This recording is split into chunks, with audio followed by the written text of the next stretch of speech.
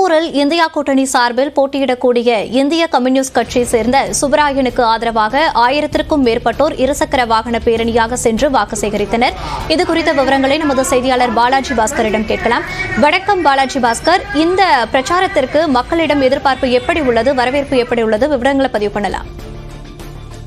திருப்பூர் நாடாளுமன்ற தொகுதியில் இந்தியா கூட்டணி சார்பில் இந்திய கம்யூனிஸ்ட் கட்சியைச் சேர்ந்த சுப்பராயன் போட்டியிடுகிறார். கடந்த 25 நாட்களாக தொடர்ந்து தீவிர பரப்புரையானது நடைபெற்று வந்த நிலையில் 19ஆம் தேதி வாக்குப்பதிவு நடைபெற இருக்கிறது.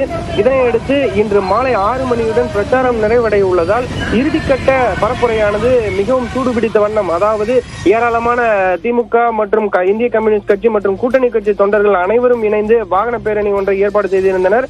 அதன்படி திருப்பூர் வடக்கு மற்றும் தெற்கு தொகுதி என 2 தொகுதிகளை மையப்படுத்தி இந்த வாகன பேரணியானது நடைபெற்றது. இதில் கூட்டணி கட்சியைச் சேர்ந்த 1000க்கும் மேற்பட்ட தொண்டர்கள் இருசக்கர வாகனத்தில் பாண்டியன் நகரில் தொடங்கி திருப்பூர் வடக்கு மற்றும் தெற்கு தொகுதிகளை இணைக்கும் விதமாக வாகன பேரணியில் ஈடுபட்டனர்.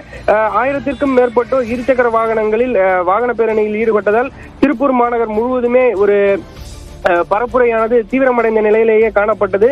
இது தொடர்பான அதாவது கழுகு பார்வை காட்சிகளை தான் நாம் தற்பொழுது பார்வையிட்டு வருகிறோம். தொடர்ந்து இன்று மாலையுடன் பிரச்சாரம் முடிவடைய உள்ள நிலையில் திமுக தொண்டர்கள் மற்றும் இந்திய கம்யூனிஸ்ட் கட்சி மற்றும் கூட்டணி கட்சி தொண்டர்கள் தொடர்ந்து பிரச்சாரத்தில் ஈடுபட்டு வருகின்றனர். மேலும் வேட்பாளர் சுப்பராயன் மற்றும் திருப்பூர் தெற்கு சட்டமன்ற உறுப்பினர் செல்வராஜ், மேயர் தினேஷ்குமார் என பலரும் பல்வேறு இடங்களில் தொடர்ந்து தீவிர பிரச்சாரத்தில் ஈடுபட்டிருக்கின்றனர்.